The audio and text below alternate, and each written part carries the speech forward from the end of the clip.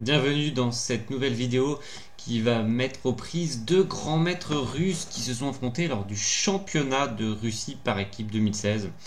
Donc c'est Sergei Roublevski qui a les blancs et il ouvre E4. Et son adversaire, Dmitri Frolianov, un grand maître de 26 ans, répond par la défense sicilienne. Cavalier F3, cavalier C6 et fou B5. Entre Solimo, du nom du grand maître soviétique. Et d'ailleurs, vous avez des articles qui sont récemment parus sur le site d'Europe Échec à son sujet par Georges Berthelot. Les noirs répondus par le coup principal, c'est-à-dire G6. Fou prend C6, donc l'idée c'est de développer rapidement le fou, de s'échanger contre le cavalier si on en a l'occasion, et pour pouvoir roquer rapidement. Donc les blancs mettent l'accent sur le développement et ça va être leur stratégie tout au long de cette partie. Ici les noirs ont choisi B prend C6. On rencontre un peu plus souvent D prend C6 qui ouvre pour la dame et pour le fou, mais B prend C6 est également tout à fait jouable et cela répond au principe de la reprise vers le centre. Donc une des options supplémentaires pour les noirs ici sera de jouer D5 pour venir influencer le centre. Petit roc, fou en G7 et tour E1. Donc les blancs avec ce coup montrent qu'ils ont envie de pousser ce pion en E5 s'ils en ont l'occasion. Et justement après cavalier F6, la réponse des noirs, ils jouent E5 prenant l'initiative dès à présent. Le cavalier vient en D5, qui fait un petit peu penser à la défense aléquine. Et quand les blancs voient ce cavalier s'installer sur la case D5, ils n'ont pas envie qu'il y reste trop longtemps et ils jouent C4 pour le chasser. Ici, les noirs jouent cavalier C7, avec l'idée de revenir un peu plus tard vers le centre via cette case en E6. Et ici, les blancs poursuivent dans leur stratégie de prendre l'initiative et d'accélérer leur développement avec le coup D4. Alors ça peut paraître curieux de prime abord de jouer D4 puisqu'on a créé volontairement des pions doublés au noir, mais ici on va leur permettre de dédoubler tout en prenant un de nos pions centraux. Mais comme on l'a expliqué, la stratégie des blancs va être très très claire et très limpide tout au long de cette partie, c'est accélérer le développement. Ici, ça libère le fou C1. Et comme c'est une action centrale, les noirs n'ont pas le temps de... On voit qu'ils sont assez mal développés. Il y a le cavalier en C7 qui bloque la dame, le fou C8 n'est pas encore sorti, il y a seulement le fou G7 qui a joué. Et les blancs ont déjà roqué depuis pas mal de temps, c'est pas encore le cas du roi noir. Ici, il y a eu petit roc justement de la part des noirs, ils ont préféré roquer plutôt que de prendre en D4. C'est une variante bien connue, c'est prend D4, dame prend D4. Petit roc ensuite, dame H4, et la dame vient ici se positionner pour appuyer un fou H6 qui a pour objectif d'éliminer ce fou G7 défenseur du roc. Et après on pourra continuer, pourquoi pas, avec un cavalier G5. On peut aussi amener les renforts avec cavalier C3, cavalier E4. Et les chances d'attaque des blancs sont plutôt intéressantes. Pour éviter cela, Frolianov a décidé de roquer et il sacrifie le pion C5. Ici, Roublevski réfléchit 6 minutes. Donc c'était bien sûr une partie lente. Ils avaient plus d'une heure et demie pour jouer cette partie, chacun.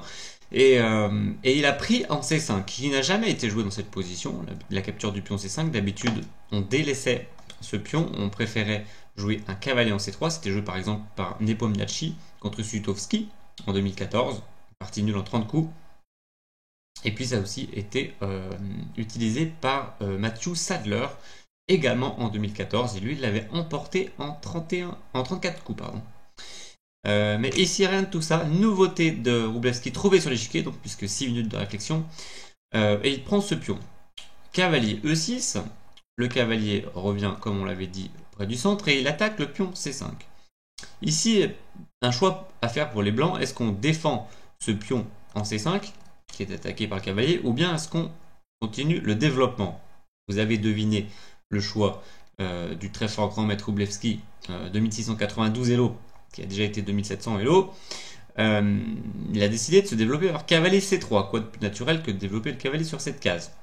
En cas de fou E3, on aurait pu rencontrer une variante à base de fragilité du pion B2 en face du fou en G7. Ça aurait été D6, très bon coup de libération des noirs. C'était un peu serré avec le fou en C8 depuis le début de la partie. Donc D6 ce serait bien joué, on pourrait rencontrer C prend D, E prend D, E prend D par exemple, fou prend B2, les blancs laissent volontairement le fou capturé ici pour jouer cavalier BD2. Et ici les noirs ne seraient pas très intéressés par la capture de cette tour en A1, parce qu'après dame prend A1, si jamais les noirs font dame prend D6, qui a l'air naturel, cavalier E4 va mener à une attaque terrible des blancs puisqu'on attaque la dame et on menace des cavaliers F6 échec. Et par exemple sur un roi G7, il y aurait éventuellement un échec double à base de cavalier E8, échec double, suivi de l'arrivée de la dame en G7 avec un échec et mat. Donc très dangereux d'accepter cette tour à 1 gentiment offerte. Plutôt dame prend D6, très bien joué, on conserve le fou, on s'empare du pion et le combat continue. À la place de fou E3, on aurait pu se rencontrer B4, protège solidement, mais ça aurait été un peu douteux à cause de tour B8, active la tour sur gain de temps. A3, A5, joue dynamiquement. Malgré tout, les blancs conservent un petit plus après dame A4. Ici, je vous ai sélectionné les coups de l'ordinateur pour que vous voyez à quel point il peut montrer des lignes puissantes. Ces nouveaux modules qui jouent à plus de 3100 Elo.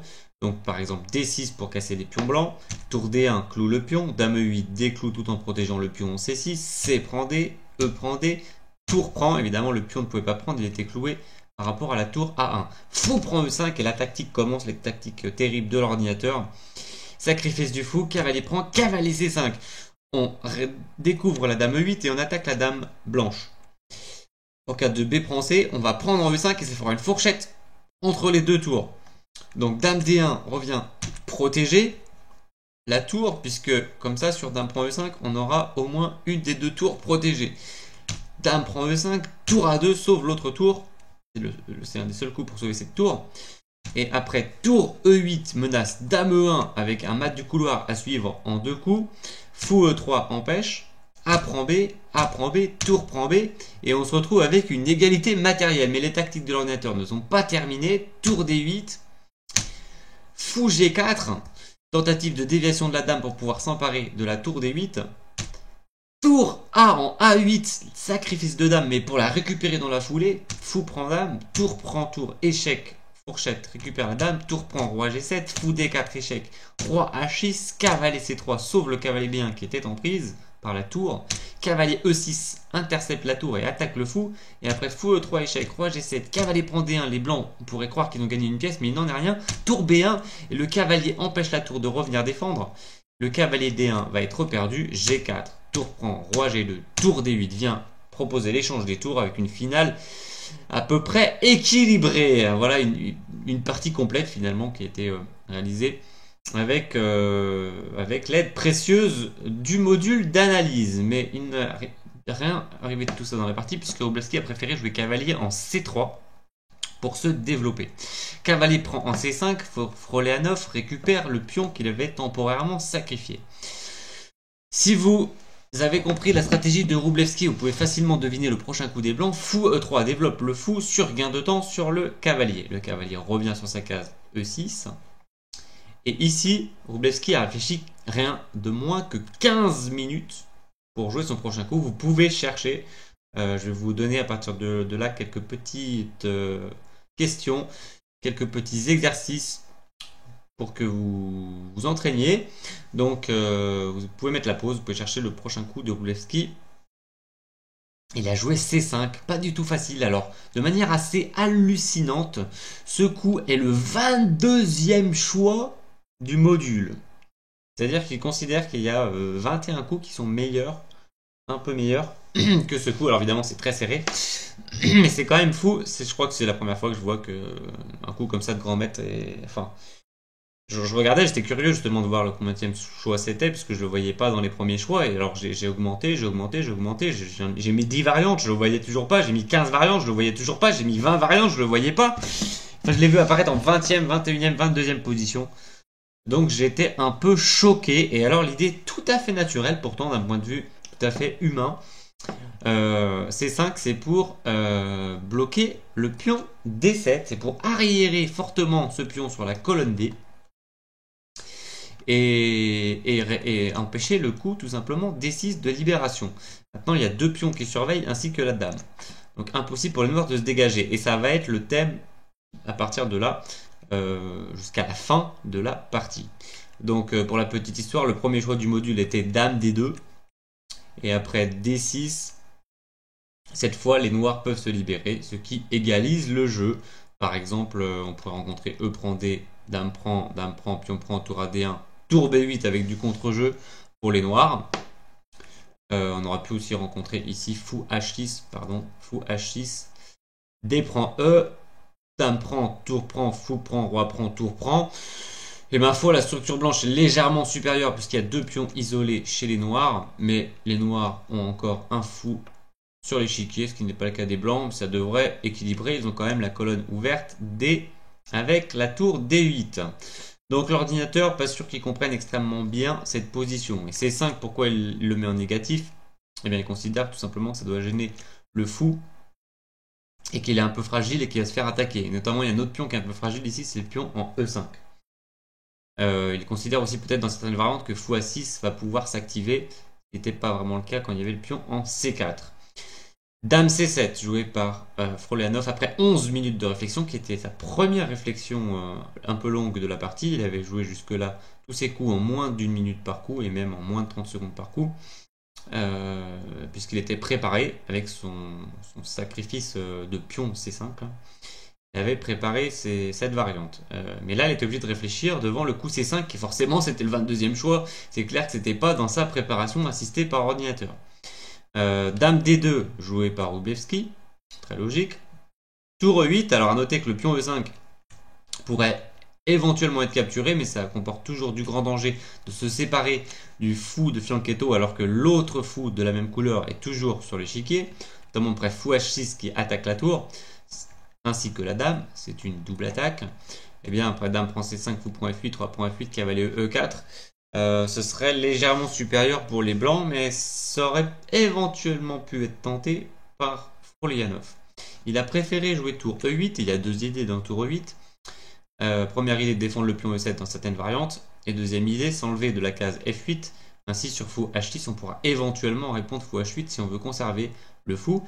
Et par rapport à la variante précédente qu'on avait donnée, eh bien, on pourrait s'emparer maintenant du pion sans qu'à la fin de la variante, après cavalier prend, dame prend, il y ait cette double attaque avec fou H6 attaque la tour et tour attaque la dame. À vous de jouer, vous avez les blancs. Que faites-vous ici? Vous avez une poignée de secondes pour décider du coup que vous allez jouer.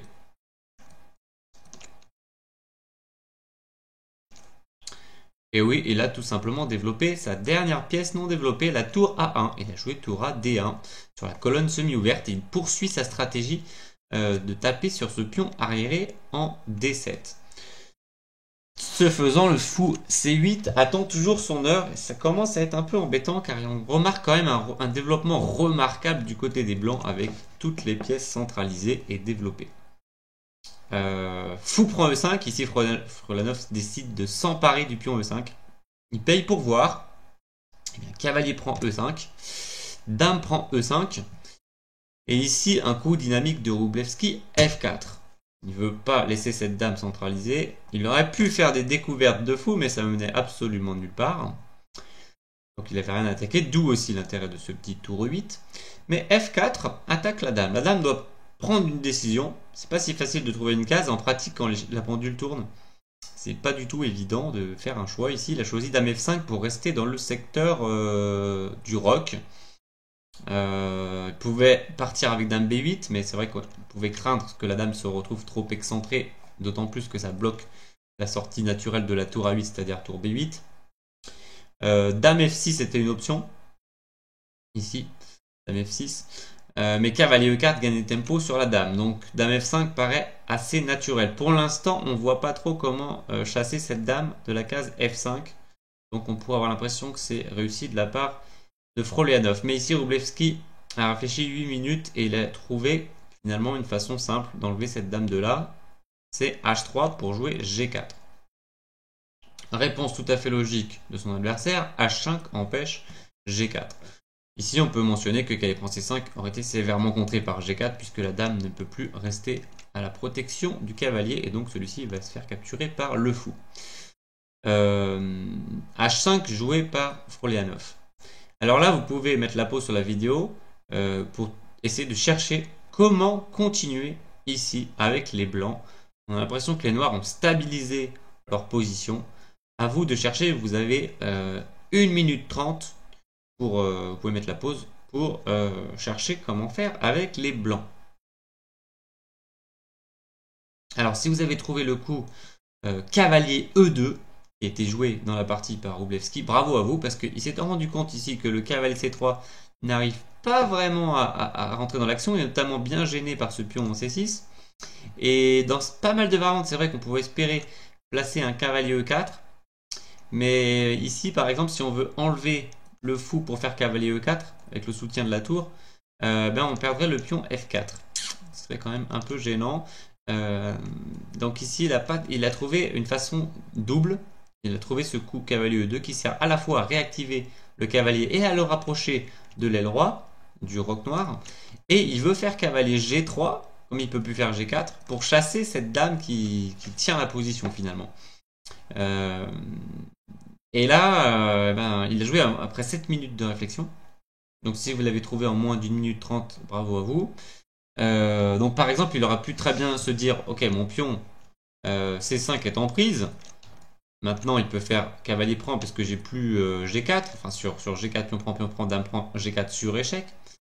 Donc ça marcherait, cavalier prend C5. Il aurait pu se dire, bon bah je vais protéger, je vais faire dame F2. Je protège 2 fois F4, je protège 2 fois C5. Il peut rien m'arriver. Oui, mais bon, on a déjà sacrifié un pion.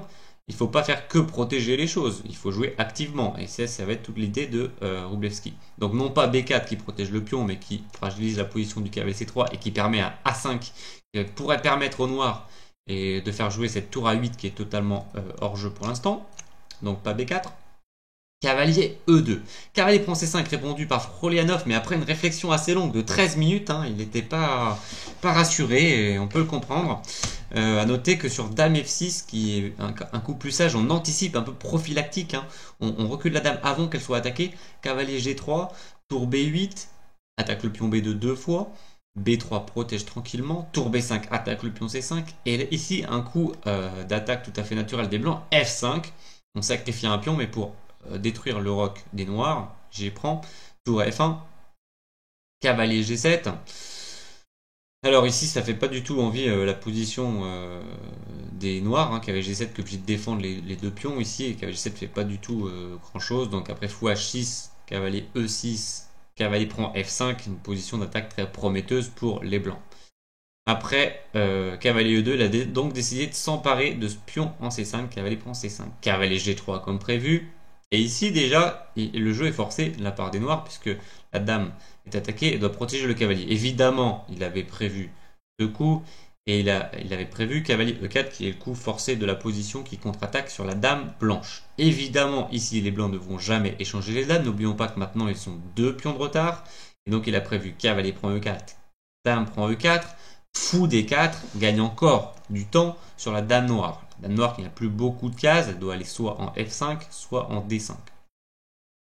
Dans la partie, il a joué dame D5, centralisation. Il s'était dit comme ça qu'il restreignait un peu le mouvement du fou, car il y a l'échange des dames dans la foulée. Centralisation plutôt alléchante de la part de la dame noire. Et sur dame F5, ça perdait du temps parce qu'il y aurait eu tour E5 et on voit que la dame n'a plus qu'une seule case, c'est dame F6. Et bien sûr, ici, on peut placer tour prend H5 qui attaque la dame à la découverte. Et en plus, si la dame s'enlève, ce serait par exemple dame E6, ce serait un beau mat, tour H8, échec et mat. Donc ici, il a choisi dame D5. Alors, voilà une position intéressante. Vous pouvez vous exercer à évaluer la position. Comment l'évaluez-vous? Sur quels éléments vous basez-vous? Donc n'oublions pas que les blancs ont sacrifié 2 pions. Et donc qu'est-ce que vous en pensez? Est-ce que c'est plutôt équilibré? Est-ce que c'est plutôt un avantage pour les blancs? Est-ce que c'est plutôt un avantage pour les noirs avec leurs 2 pions d'avance? Et pour quelles raisons? Donc vous pouvez prendre un peu de temps pour évaluer cette position. Mettre la pause sur la vidéo si vous le souhaitez. Alors, en plus de l'évaluation, vous pouvez chercher comment continuer avec les blancs. Alors d'abord, on va répondre à la question. Alors l'évaluation est, en fait, c'est entre l'équilibre. Si on ne trouve pas trop comment continuer, on peut considérer que les blancs, avec leurs 4 pièces développées, est potentiellement attaquante du roc noir qui manque de défenseurs. Il y a la tour qui défend un petit peu, il y a la dame qui défend, mais le fou C8 est bien incapable de défendre son roc pour l'instant, de même que la tour A8. Ce qui va créer un surnombre à 4 contre 2 pour les blancs, et ça c'est très dangereux pour le roi noir. Le roi noir qui est déjà un petit peu fragilisé par l'avancée des pions de son roc. Ici on peut même rajouter une unité d'attaque pour les blancs, c'est le pion F5. Le pion F4 pardon, qui menace à tout moment de se rendre dans F5. C'est Kasparov qui aimait bien considérer les pions comme des unités d'attaque également, au même titre que les pièces. Ce pion peut venir impacter sérieusement l'abri du roi noir. Donc c'est minimum l'équilibre et en fait ça pourrait même très rapidement devenir un avantage blanc. Alors maintenant vous pouvez mettre de nouveau une pause sur la vidéo pour chercher quel coup vous joueriez avec les blancs ici, comment on pourrait continuer dans cette position.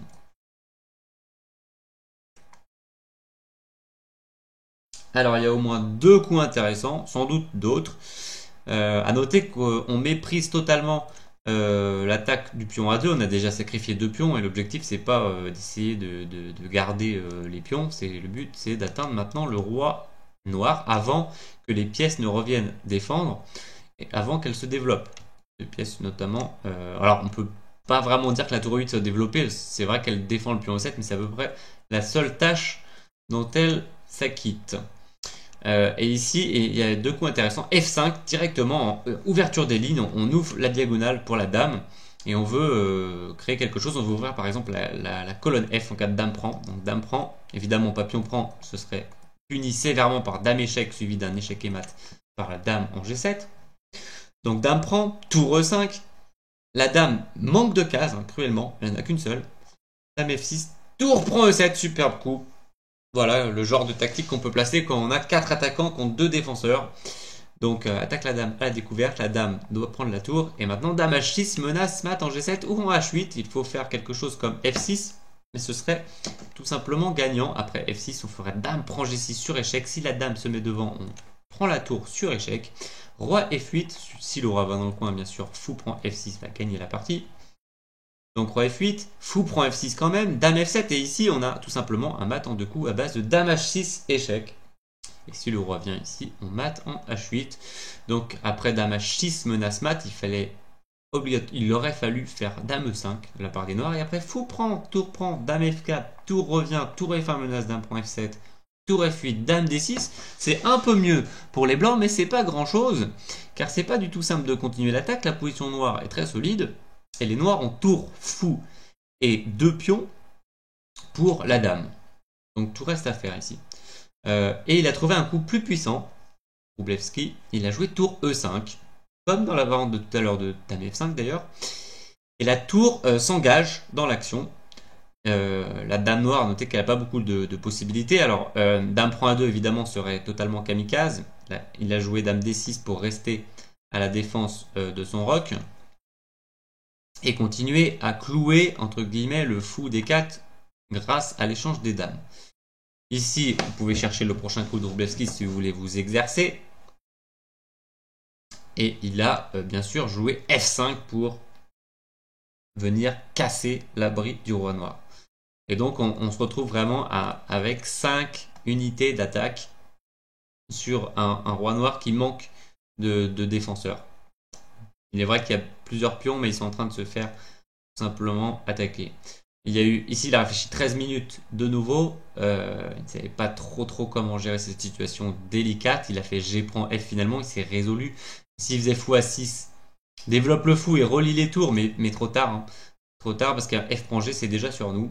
Et après F prend G, bon, si on prend de la dame, évidemment, tour G5, on est cloué, on perd la dame. Donc F prend G, dame H6. Vient créer des menaces très désagréables. Et après dame F6 par exemple, il essaye de venir défendre, il est trop tard, tour prend H5, attaque de nouveau par le fou. Et il y a des mates un peu de tous les côtés qui vont surgir. Donc dans la partie après F5, les noirs ont joué G prend F5. Tour prend F5 tout simplement. Et voilà, l'accès commence à être assez libre sur le roi noir, par tour G5, par dame G5, pourquoi pas par dame H6 à un moment donné, le fou contrôle des cases importantes. Ici, il y a eu E5 justement pour bloquer la diagonale du fou. Sur F6 qui bloque également, ça aurait été mauvais puisque après Dame H6 qui profite de l'obstruction de la 6e rangée par le pion. Ici on menace des choses assez terribles à base de tour G5 ou tour prend H5, c'est au choix. Donc Dame G3 pour venir défendre en G7, mais fou prend F6, c'est l'heure de placer une combinaison, et après E prend, Dame prend. Alors il n'est jamais trop tard pour se tromper, hein. On peut croire que l'attaque est tellement puissante. Tour prend avec les idées tour G6 par exemple, mais Dame E3 échec, échange les dames, aïe aïe aïe, alors là c'est raté. Donc Dame prend F6, et ici menace tour G5, menace beaucoup de choses, Dame F7 également suivi de tour prend H5, donc trop dur de défendre. Dame G7 essaye, mais on cloue bien sûr la dame, et on va gagner non seulement la dame, mais en plus notre tour va venir aider pour l'attaque, et on va mater en quelques coups. Et remarquez que la tour A8 et le fou C8 ne sont toujours pas entrés en jeu. Donc ici il a joué E5, et après tour G5 échec, joué en 3 minutes par Wroblewski. Roi F8, évidemment le roi ne peut pas aller sur la colonne H, parce qu'après Dame E2 menace le simple, Dame prend H5, tour E6 pour venir défendre en H6, mais Dame prend tour H6, et là vous pouvez chercher, petit exercice pour vous, comment terminer le travail avec les blancs. Vous avez 20 secondes. Je vais mettre la pause.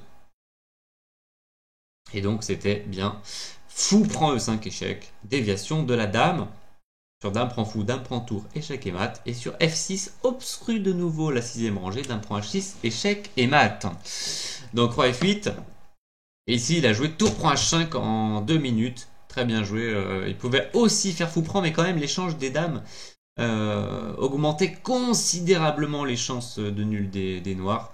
Donc vraiment ça aurait été une erreur. Il a joué tour prend H5, très bien joué. Alors sacrifice du fou en D4, mais il a vu que si le pion prend le fou, il va y avoir tour échec, et sur roi E7 il va y avoir tour échec. Donc il a joué fou A6, fou A9 pour essayer enfin de relier ses tours, justement pour pas perdre la tour dans les variantes.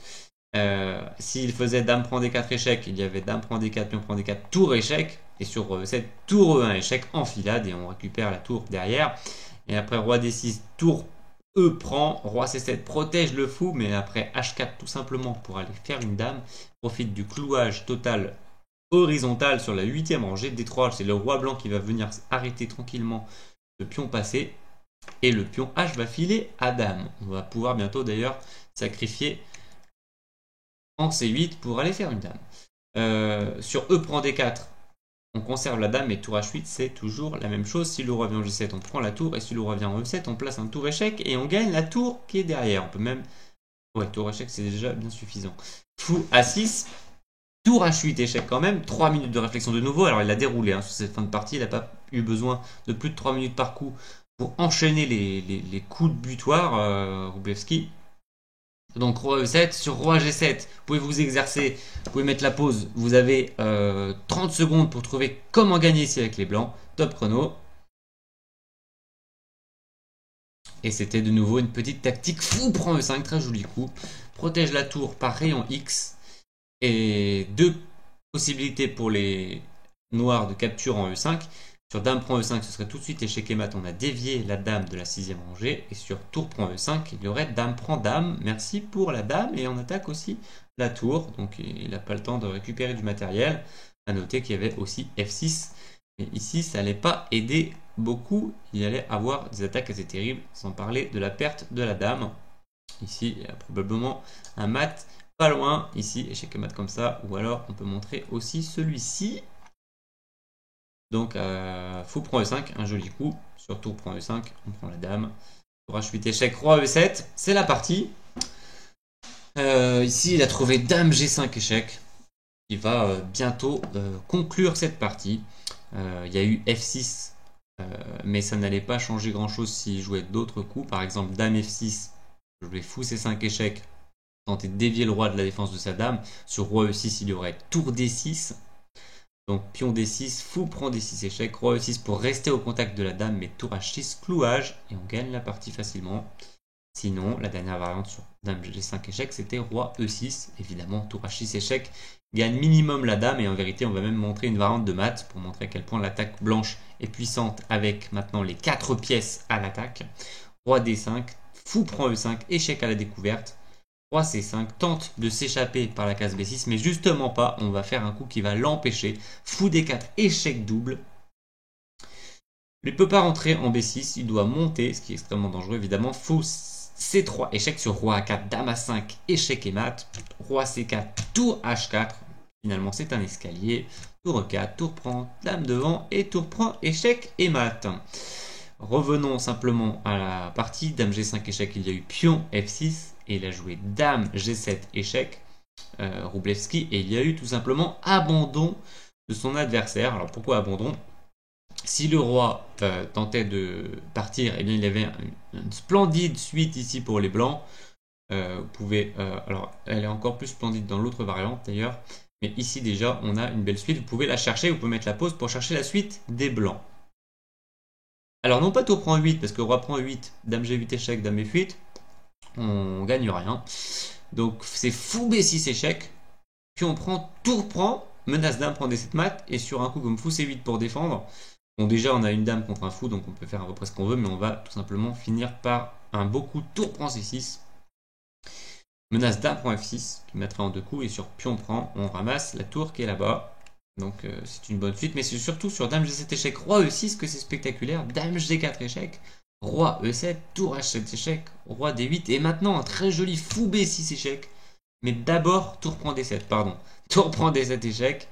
Alors peut-être qu'on peut dans l'autre sens aussi d'ailleurs, hein. Fou B6 échec, ça doit gagner également, mais Tour prend D7 c'est plus précis. Force Dame prend, et maintenant Fou B6 échec découvre la Tour D1. Et on prend Dame prend échec et mat. Et bien voilà pour cette partie spectaculaire. Il y avait encore une poignée de petites variantes qu'on pouvait rajouter. Vous pourrez les rechercher tranquillement de votre côté. En tout cas, une victoire en 30 coups de Sergei Wróblewski contre un grand maître pourtant expérimenté, Frulianov 2550 Elo, avec le thème finalement, un des thèmes principaux du jeu d'échecs, c'est-à-dire le développement rapide des pièces et la supériorité en nombre d'attaquants par rapport au nombre de défenseurs, et ça valait largement le coup de sacrifier 2 pions pour cette puissante attaque menée de main de maître. Je vous dis à bientôt pour une prochaine vidéo.